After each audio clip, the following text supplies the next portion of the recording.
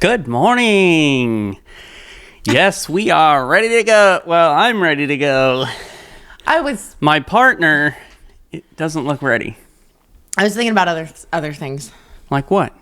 What else you got to think of besides our wonderful viewers? I do love our viewers.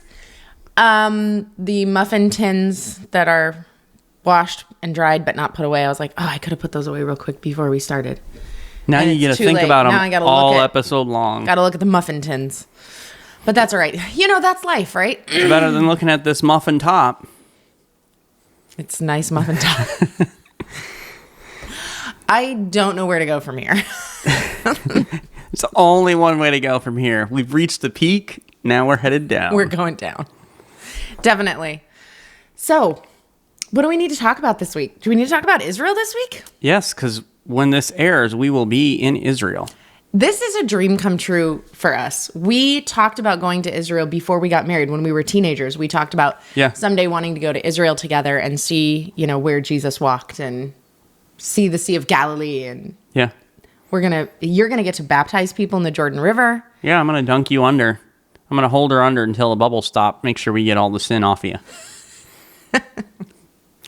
I'm not going to let you be the one to baptize me. Yeah, I am. I'm going to get somebody else. Nope. I call dibs. Fine, but then I get to baptize you. Deal. Okay. So, we're looking forward to that, but a lot of work to get done before that to make sure everything's lined up, ready to go. Yeah. We're literally recording 3 episodes this week. This is episode number 2. So, one more to go. Tomorrow morning, recording another one. Mm-hmm. Make sure the episodes can go out while we're gone. Yep. So, we better get moving. Episode 154 is today. Yeah. How do you feel about that? Fine. Me too. Excited. I feel like a kid again. Perfect. Like a toddler.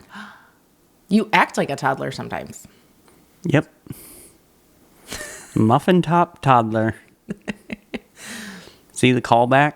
Nice. Brought it right back around. Good job. All the good comedians do that. And you are a great comedian. The callback. My life's a joke. So. Start the episode. Gather round, everybody. Just like Nancy Kerrigan goes around the ice skating rink. What is with you and Nancy Kerrigan today? And Tanya Harding. He's thinking about Nancy Kerrigan and Tanya Harding and that whole thing that happened in the 90s. I don't even know why. Because it's a great rivalry. I feel like you're trying to take my knees out from underneath me. You know what I picture when you say, excuse me. Are we keeping you up? When you say Nancy Kerrigan and Tanya Harding, you know what I picture? What?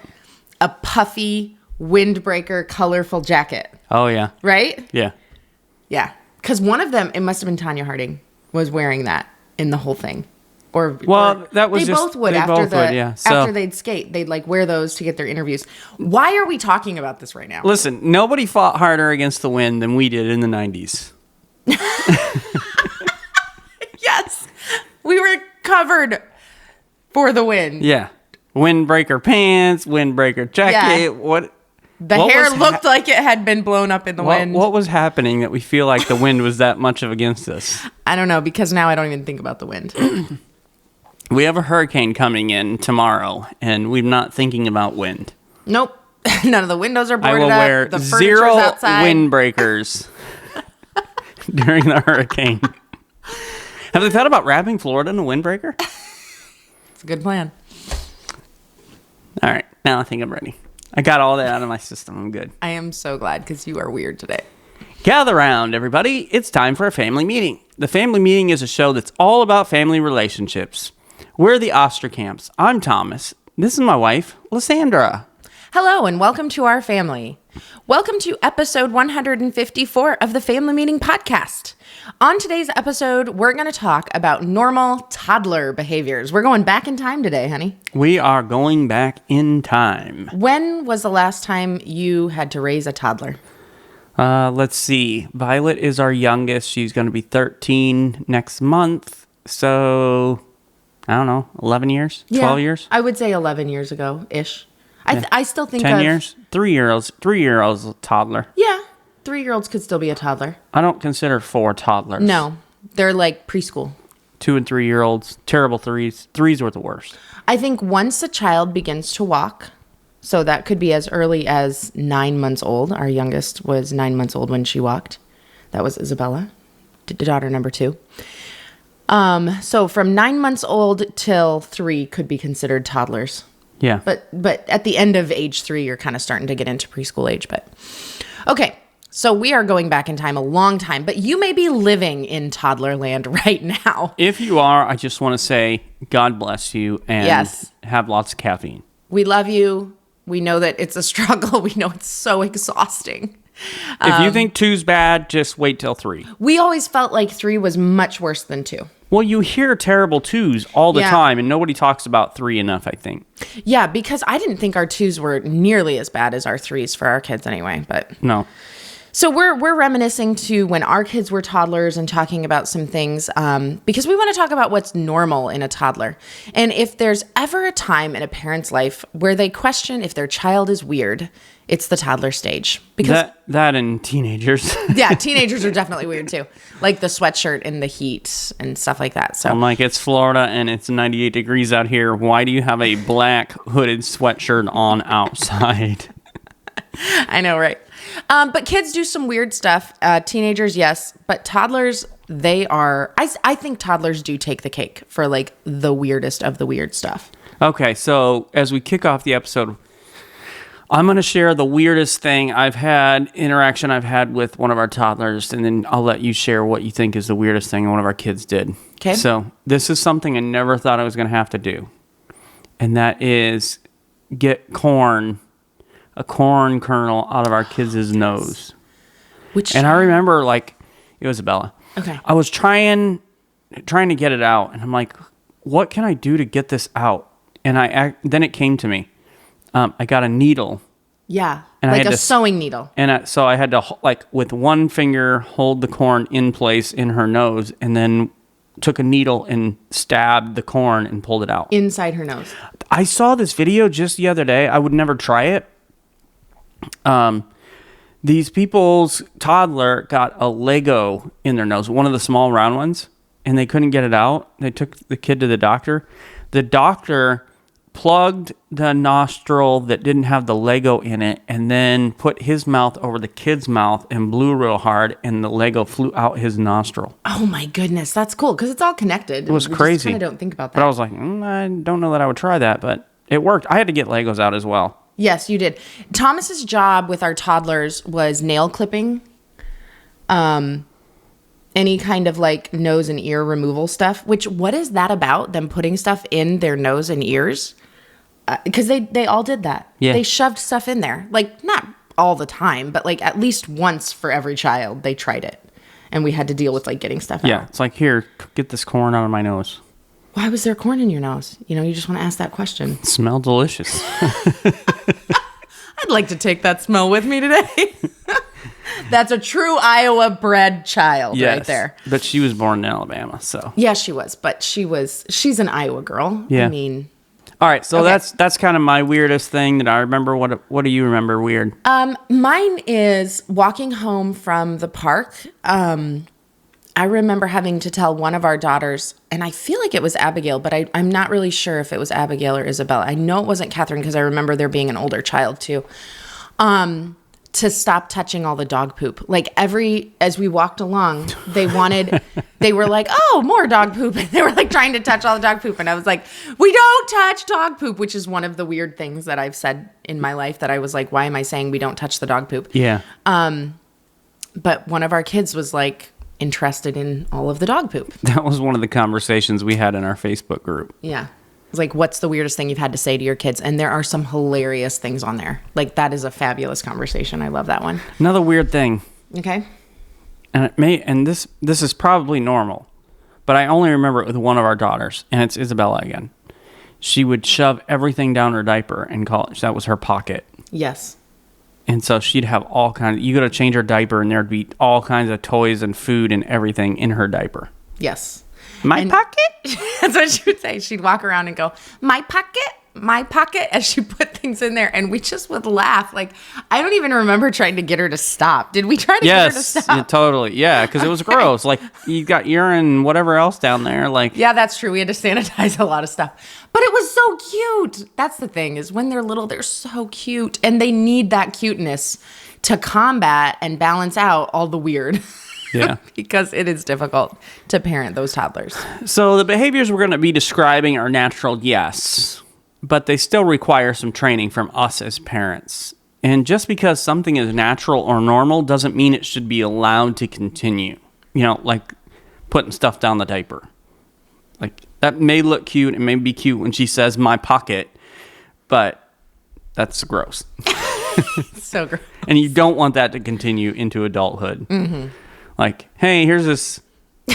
Don't even finish what you're going to say. Here's please. this slice of pizza I've been saving in my underpants. Okay, you've got to. Ew. But that's what I'm saying, is you don't want it to continue, because that's just gross. Training is important in the toddler age. So important. And it's natural for me to get angry, yell, but that doesn't mean I allow myself to yell at anyone who makes me angry. Right. And I think about what Titus chapter 2 says.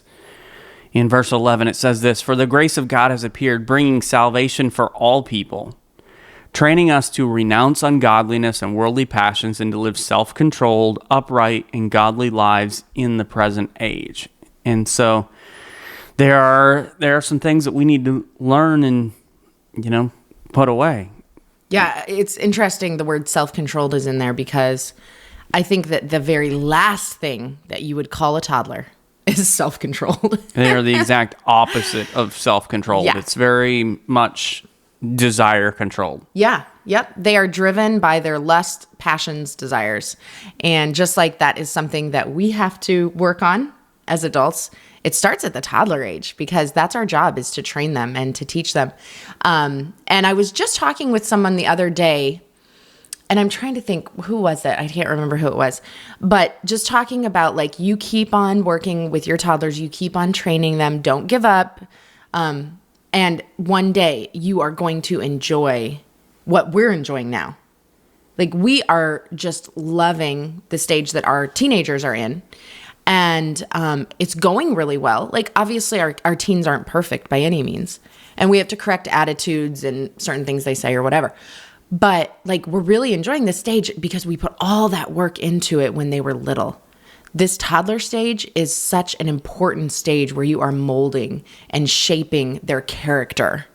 And it is exhausting, and we feel you. But we're just talking about things that are normal. So sometimes your toddler is going to do some weird stuff, and you're like, oh my goodness, my toddler's weird. Is this normal? So we're going to talk about some normal behavior. And the first thing we're going to mention that is normal for toddlers is picky eating. Yeah. Remember those days? Some adults as well. Yeah, that's true. So our kids, of course, all of them tried to not eat the vegetables and not eat the healthy things. I was pretty strict with the first couple of kids. Oh, yeah. I mean, it was like they will not taste sugar until their first birthday cake.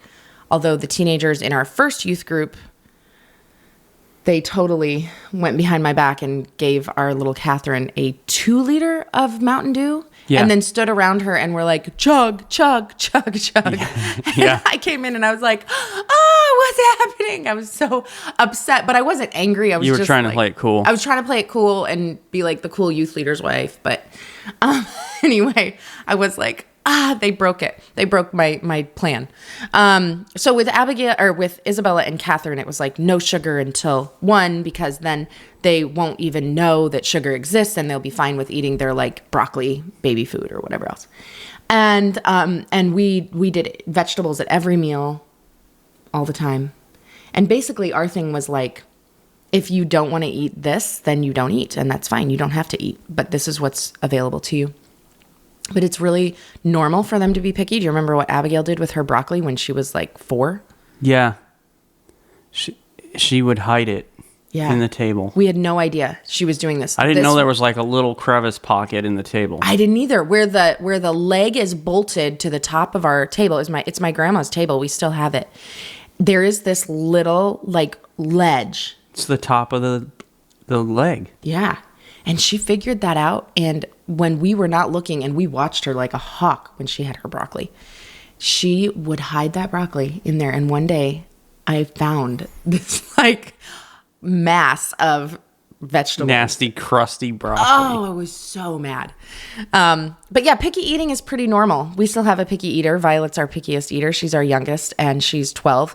But we still do the same thing. This is what bothers me, though, is when they say they don't like something and they've never had it. Oh, yeah. Which happened again with Abigail. All of our kids have done that and continue to do that. Okay. Literally, Sunday, you made turkey bacon. Oh, yeah. Turkey bacon, everybody, right? Yum. It's not great. It looks like human flesh. We were literally calling it flesh bacon. That's Isabella would not even try it. She's like, no, I'm not trying it. It looks disgusting. Yeah, and I'm like, how do you know you don't like turkey bacon if you haven't tried turkey bacon? No, I've had turkey bacon. I prefer real bacon. Yeah. I think turkey bacon is just a waste of time. I like turkey bacon. But Abigail, I mean, she was bound and determined not to eat broccoli, and she would hold it in her mouth with her mouth open. Yeah, and just cry, cry, and all the drool and all the stuff, and cough. It was gross. Yeah. The craziest thing though is she would get in her mind she didn't like something without even trying it, and I know I've told this story before, but it totally sums up. You're talking about weird stuff when it comes to picky eating. We went to the Tulip Festival in Pella, and they had all the food carts, trucks, and whatever else. And so I'm like, well, we don't do this often. We don't have a lot of money, but this is a fun special outing we're having. Let's do funnel cakes. Yep. And they would put strawberries on them and whipped cream and all the stuff, right? And my kids had never had a funnel cake. So I'm like, this is a great opportunity to get it for them. And those of you that had funnel cakes, you know, it's basically like fried dough, and it's just good. It's so good. So I'm like, this is going to be awesome. Abigail would not try it. She would not try it. And she screamed. Yeah, she's screaming and crying about a funnel cake. I'm like, I don't like it. I'm like, are you kidding me? You've never had this. So I'm, at that point, I hadn't yet learned how to deal with Abigail. No, you had not. And neither of us did. I'm looking at this as defiance. You're defying me, so I'm not going to let you get away with not eating the funnel cake. I'm literally fighting with my toddler about eating fried dough with strawberries and sugar on it. It was the weirdest scene ever. And it's totally ruining the whole thing, the mood. Finally, I win. She takes a bite. She's like, oh, this is good. I'm like, I know. That was so funny. No more funnel cake for you. Now, before we move on, why don't you quickly share with everyone what you mean by you didn't know how to deal with Abigail at that point? Because now you do. You figured it out shortly after that incident. But for those parents out there who have that kind of a toddler. Well, in order to calm down and get over whatever it was, she has to verbalize it. She's got to be able to let it out and tell you what's bothering her, what's wrong. And so it took me way too long to figure that out, to learn to have some conversations with her. Mm-hmm. Calm conversations. Yeah. You have to come in calm and ask certain questions. Yeah. And it doesn't change, if she's misbehaved or broke the rules or whatever, it doesn't change the punishment or anything.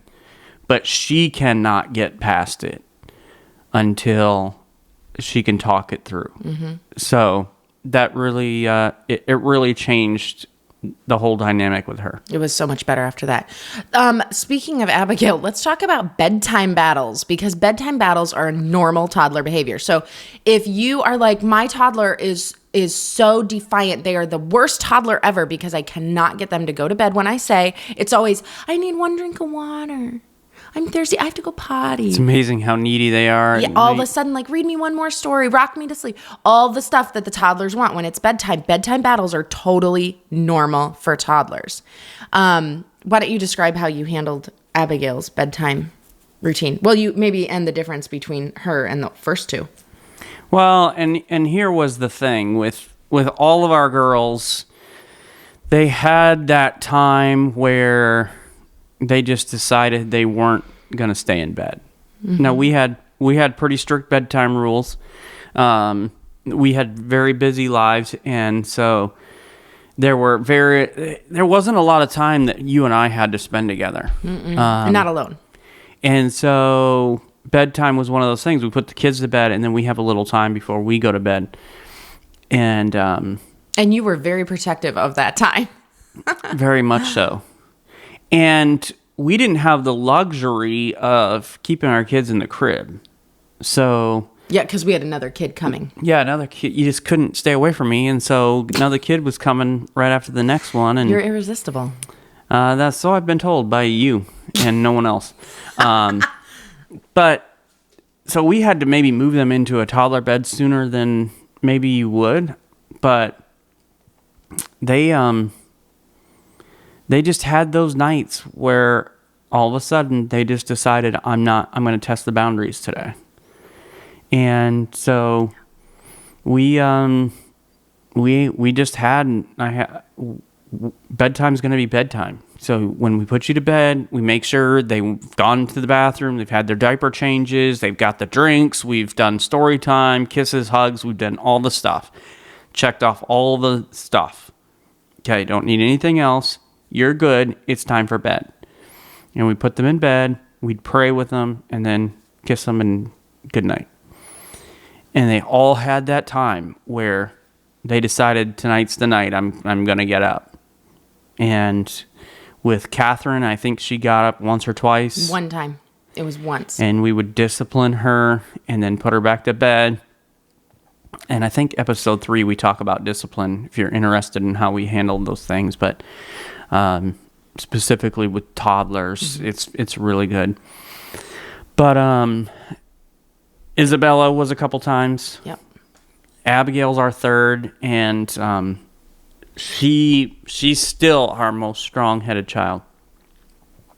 And it was 13 times. Yep. 13 times. And I remember just like crying. Mm-hmm. Like, please stay in your bed. Please stay in your bed. I'm tired of doing this. But I knew that if I gave in, I'd be given in every night. This would be an every night thing. Yeah. So literally with all of them, they had the one time, and then they were good. Mm-hmm. And if after that, I would just kind of, hey, bedtime, and they would go to bed. Yep, because they knew. But they're going to test you. It might be bedtime for you. It might be something else for you. It might be food. It's probably going to be like 6 things for you. They're going to test you on 6 things. It's tough. It's tough parenting toddlers. It really is. How about this one? Putting things in your mouth. They will do this. This is normal behavior. This is not like, oh man, my kid's so weird. That's how they learn. Yeah. You know, it's all sensory at that point. Yeah. There's not a lot of talking they can do. And so, you know, babies and toddlers, they just shove everything in their mouth. Yeah, they sure do. So this is something that's pretty normal. And then we've already talked about at the beginning of the episode, shoving things in the ears and the nose and the diaper. So these are kind of normal behaviors, and you just got to kind of help your kids know what we do put in our mouth and what we don't. And that is something you probably have to say over and over and over and over. Yeah. Toddler stage is so repetitive. Yeah. Like, it's just constant telling the kid the same. It feels like you're going to never not say the same thing. This is why it is so important for moms to have a break from their toddlers. Are you hearing me, moms? Get a break. You got to leave the kids with dad and go somewhere and have an adult conversation with a friend. You've got to have a girlfriend over who also has toddlers so that they can entertain each other and you guys can have a conversation. It's very important. I feel like that's not something you need to say to the moms. It's probably something you need to say to the dads. Moms know they need a break. Yeah, but typically, and of course, there's all kinds of different family dynamics that happen, but typically it is the mom who is with the toddlers all day, or they are the ones who are most involved in the evenings or whatever. I know, that's why I'm saying you don't need to tell the moms they need a break. They know they need a break. Oh my gosh. I thought you were telling the dads they need a break from their toddlers, and I was like, that wasn't the case in my house. I see what you're saying. Yeah, you're telling moms, hey, you need to take a break. They know they need a break. So what are you telling the dads? Give your wife a break. Yeah. And Thomas, you did that often, and you were really good. Really good I would literally just like put Cheerios around them, sit them on the floor with a cartoon, and just let them eat while I napped, and they watched cartoons. I should never have left my children with you. Yeah. So, hey, dads, just don't tell them what you're doing until they're already back. I came home one time to find my like crawling baby on the floor surrounded by a ring of Cheerios, and you were asleep. Yeah, I got busted. Yeah. I was supposed to be watching them. You slept too long. I was watching them. In his defense, they were completely safe. There was nothing that they could have gotten into to harm them. But I thought it was pretty funny, actually. So this next thing is not so much weird as probably annoying. And that is the mimicking. Like copying everything that you say. Yeah, or do. And repeating it. Yeah. And so you have to be careful how you talk. Got to be careful what you say. It reminds me of that episode of Friends where... Oh.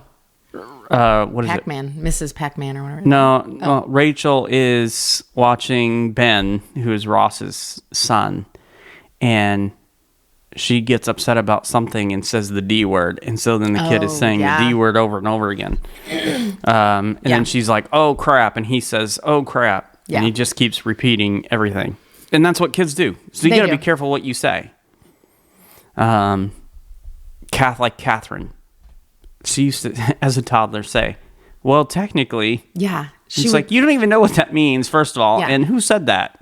She's a little toddler, and she would go, well, technically, I want to play with that toy. It was like so cute. And she would always do it that way. Well, technically... And that was how she started, like, all her sentences. I was the one who said technically. Until she started saying it, and then I was like, I gotta stop saying that. That's weird. Yeah.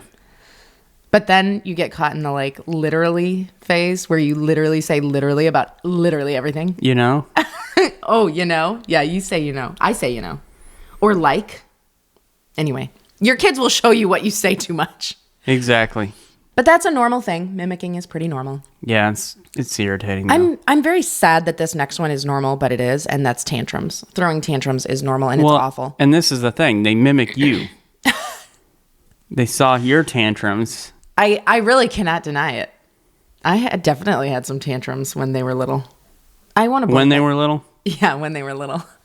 Tantrums are very normal, but like we said, just because something is normal and natural doesn't mean it should be allowed to continue, right? So we have to train them when they do tantrums, and there are so many ideas on what to do when kids throw tantrums. I've heard of parents like getting down in a grocery store and throwing a tantrum with the kid. Oh yeah, that's a no-go for me. That's not my style. I'm like, nope, I don't want to do that. How did you handle it when kids threw a tantrum in the store? Oh, I just continued shopping and smiling and and totally ignored them until I got to the minivan.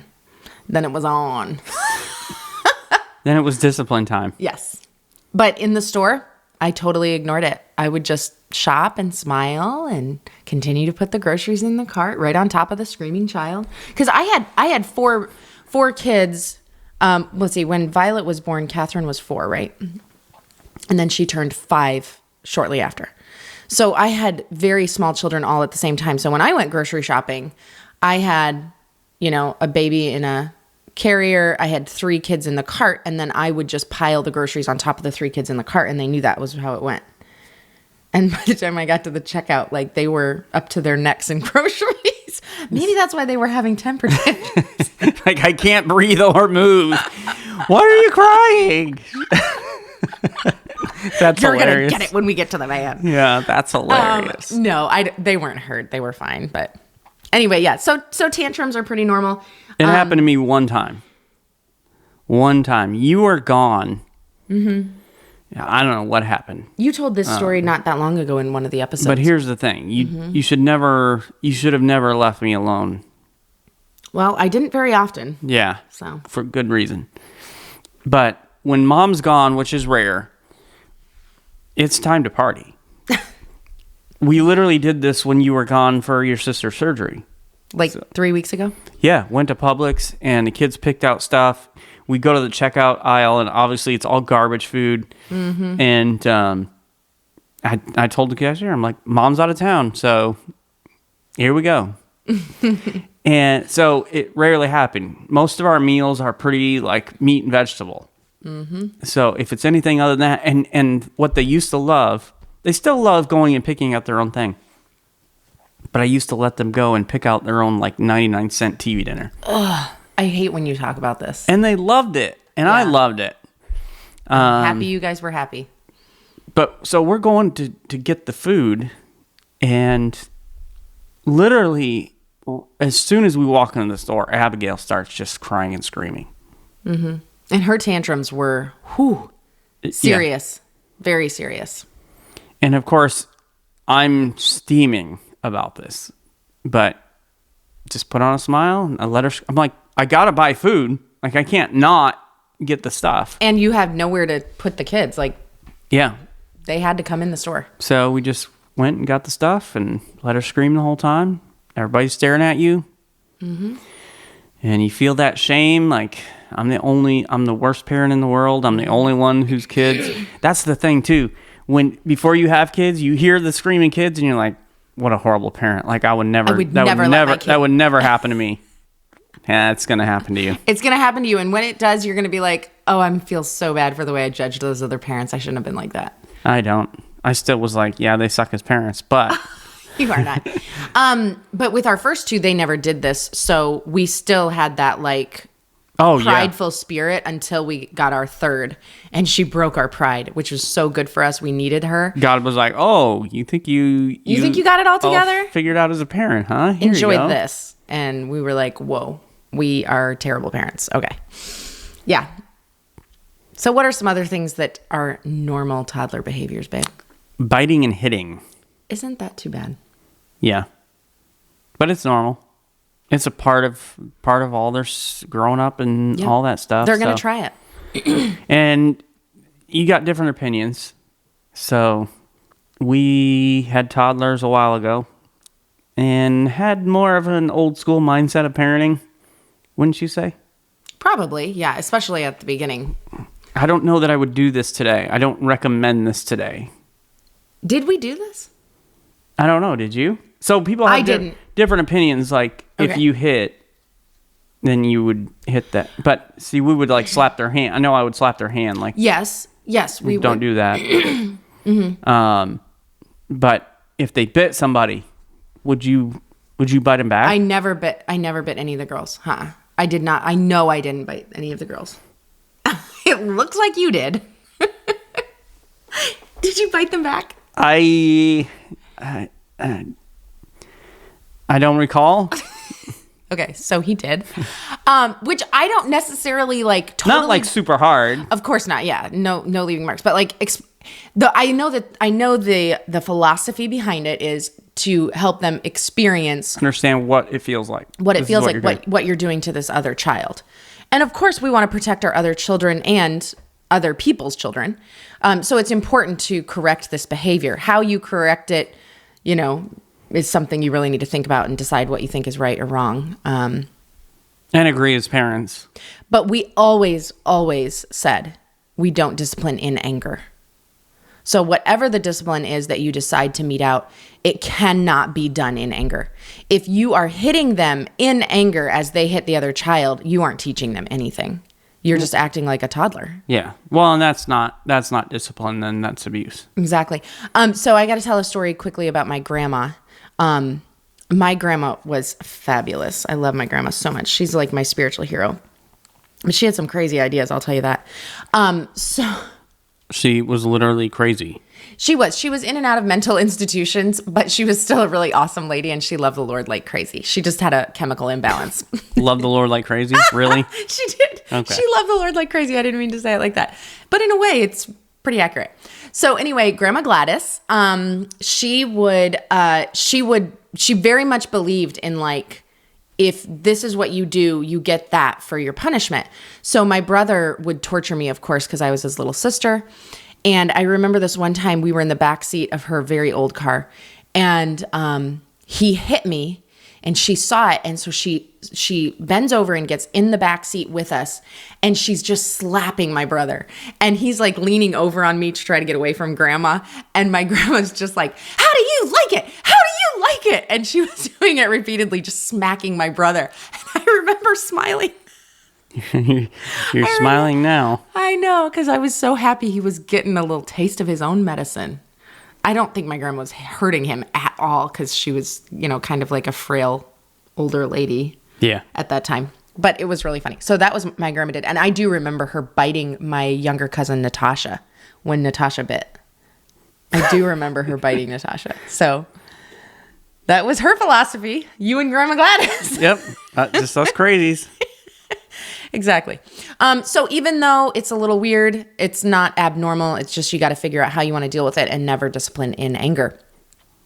Stealing toys and not sharing is total normal toddler behavior, and that will last up into their teens, maybe adulthood. They don't want anybody to touch their stuff. Well, the bottom line is we're all naturally very selfish, very self-centered, self-focused. I mean, the stealing the toys thing, kids don't want a toy until they see some other kid has it. Like, oh, it's got value now. Yep. I want it. Mm-hmm.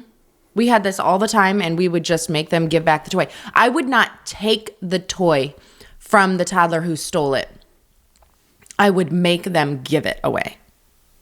Give it back, yeah. Yep, they would have to give it back if they stole it. Because I wanted them to, it was basically them submitting to what was right, rather than me like forcing it. So, talking about stealing toys, I remember my brother and I stole toys from our church nursery. Did you really? Yeah. What in the world? Like, is there a worse?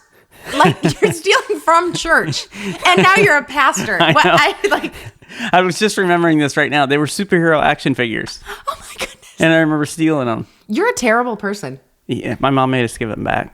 Okay, she caught you. She caught us, yeah. Okay, yeah. So did she take them from you and put them back, or did she make you go? We had to put them back. We had to give them back. Yeah. Nice parenting, Mom. Yep. Very good. Yeah, but I just remember that. That's super funny. Yeah. And kids are going to do this. This is pretty normal, but it's just got to be, it's behavior that's got to be corrected. Part of the process is teaching them why we don't steal, why it is important to share. Mm-hmm. Our child number 3 was the bully in our family. She was so different. The first 2 were so compliable and calm-natured, and then Abigail came along and just shook everything up. But I remember those little yellow, was it play school chairs? Yep. They're very thick plastic chairs. They're little yellow chairs. And Catherine, I remember vividly, Catherine and Isabella were sitting at the little play school table on their little yellow chairs, and Abigail came over and grabbed Isabella's arm and yanked her so hard as to pull her off of that chair. Then she stood on top of Isabella as Isabella lay on the ground and got in her chair. And I remember watching that scene and being like, we have some serious stuff on our hands here. What are we going to do? What kind of kid is this going to be? No. And I am so happy with who Abigail is today. She is one of the kindest, most loving people. She's such a beautiful person. Tenderhearted. Yeah. And she's also a leader. She is teaching our 1st through 3rd grade class in our church. So what I want to say to all of you parents who have that child that you're like, oh no, my child is a monster and a bully. Hope. And exactly. Don't worry. They're going to be okay. Just keep on correcting that behavior. Keep on training the character. Yeah. And it's just, this is a normal part of the process. Mm-hmm. They're learning, they're growing. And that's all part of it. Mm-hmm. So now a more fun one is mispronouncing words. Very normal and oh so cute.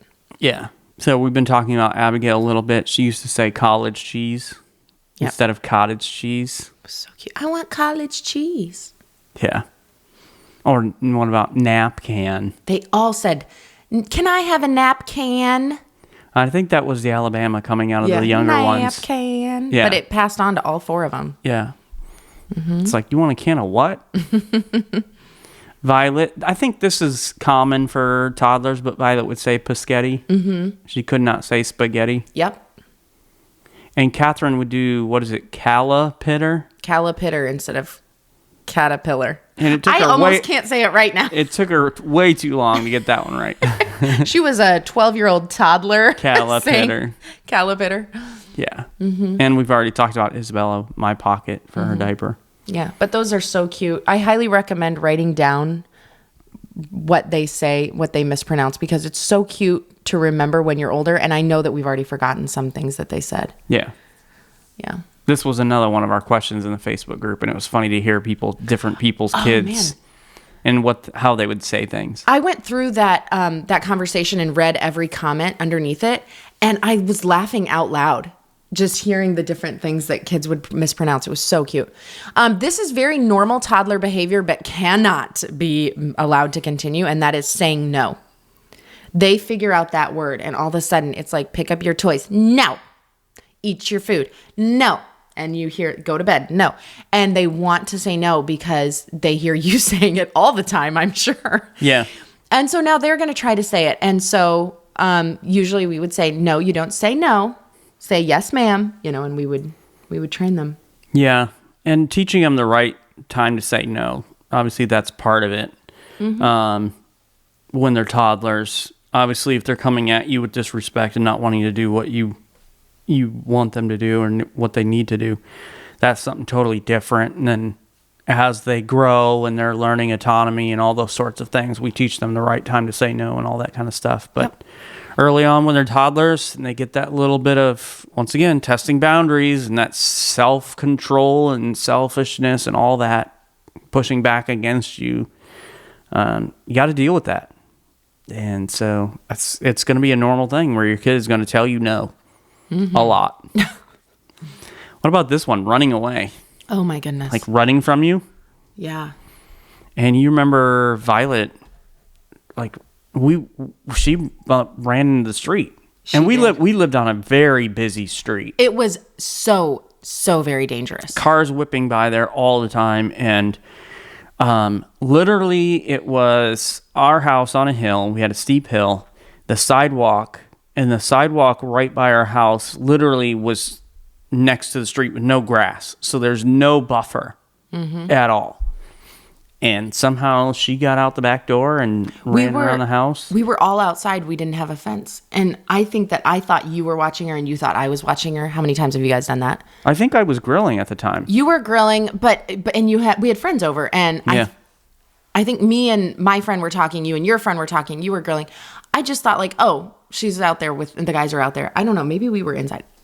No, we had to be outside because all of a sudden I was like, 1, 2, 3, 4. Wait, where's the fourth? I was like, where's Violet?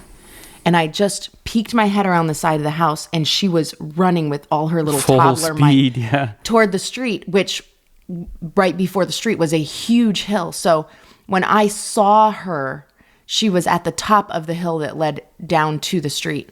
So I took off as fast as I could. But when she hit that hill, she went so fast down the hill, and she made it into the street that cars would come up around it. And it was also a curve, so you couldn't see.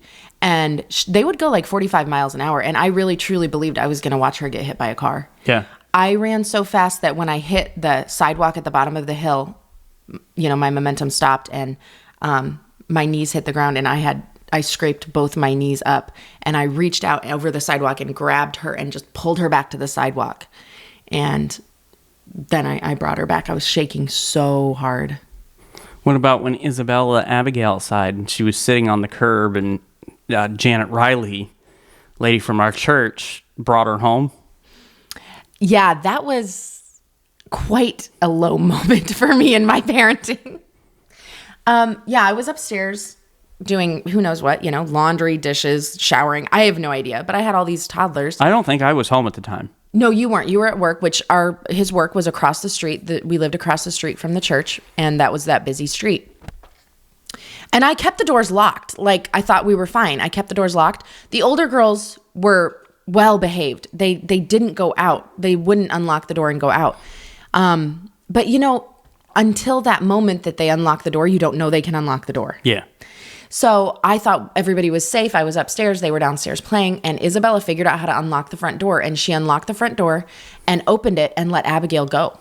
And Abigail was a toddler. And she went out to that same busy street that Violet ran out into.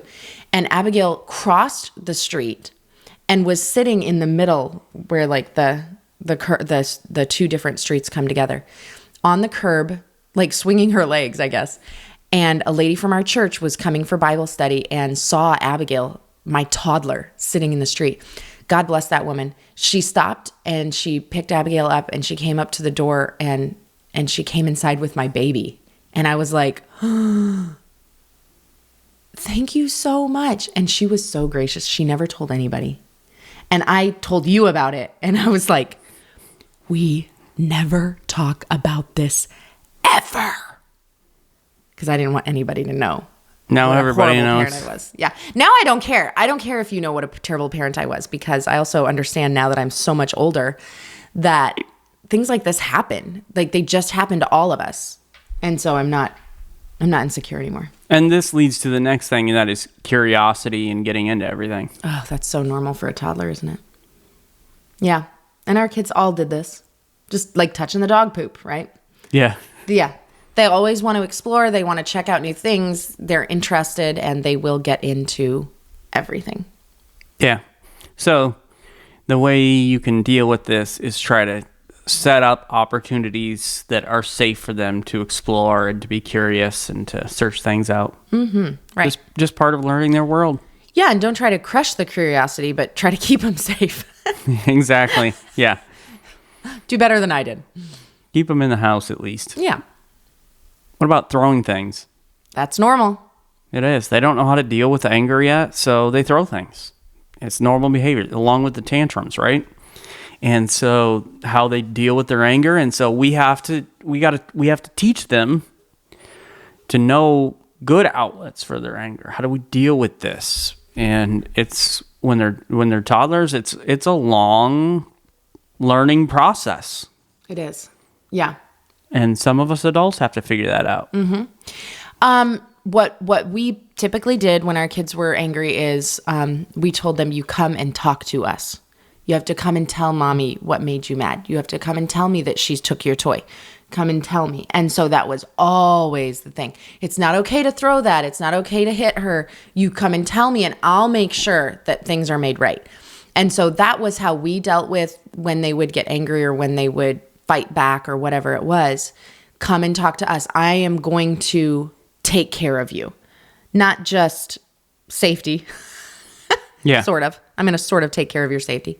I'm going to take care of you and provide for your food and your drink and all of that. But I'm also going to provide for you emotionally. Like I'm going to take care of the injustice in your life. And for a toddler, that's when another toddler takes their toy or, pulls them out of a chair, steps on them and gets in the chair. Yeah. And that smile after she got up there. Oh, she was so proud of herself. She looked at me and smiled. You remember that little smile where she would cross her teeth and smile? It was like, oh man, terrifying. But that's how we tried to help our kids deal with their anger is come to me when you get angry and let's talk about it. All right. This one is very unfortunate, but it is normal. Playing with their poo. Yeah. It's so gross, but they do. And some more than others. I don't think all of our kids did this. No, we definitely had a few that did. I don't know. I can't remember who did, or I can't remember a scenario in our house when this happened, but I do remember one when I was working in a daycare. The brownies? Yeah. The brownie incident? I was glad you brought it up because I was going to bring it up if you didn't. Were you? So I was working in a daycare when Catherine was born. I think just Catherine was born. And I was pregnant with Isabella and I was nursing Catherine. So I worked in the daycare where she was. And it was a bunch of toddlers lined up in the high chairs. Time for treats. Yep, it was treat time. We gave them brownies. They had their brownies. And later on, this little toddler is walking around with a brownie in her hand. And I was like, how did she get the brownie? Where'd she get another brownie from? Another brownie. It's like, I don't know how we missed that, So I run over and grab her, and I don't even know why. And I still do this to this day and regret it many times with different things. But I grabbed her hand and I put it right up to my face, and I just smelled it. I was like, even if you thought it was a brownie, I don't understand what you're why are you smelling it? I don't know why I did it. Spoiler, it was not a brownie. It was poop. I took such a whiff of that poop. It burned my nostrils. I could smell it for a day.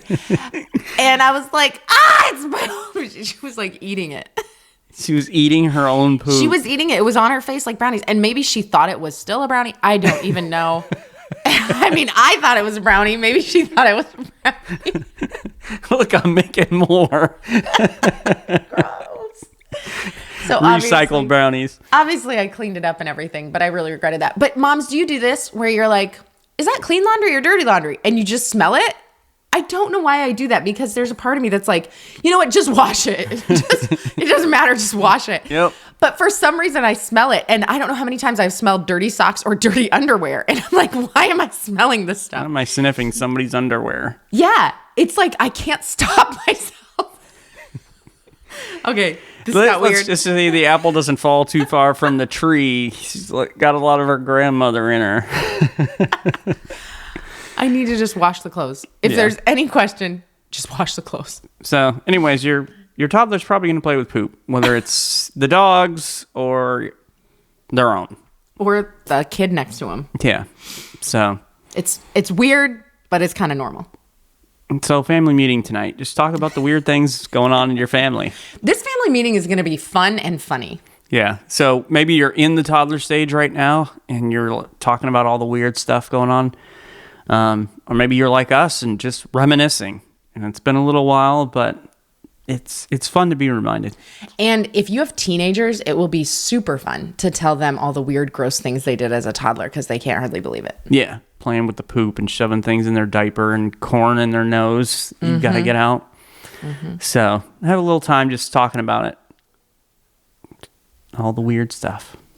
Thanks for joining us today. Please go and subscribe to the Family Meeting Podcast from your favorite podcast provider.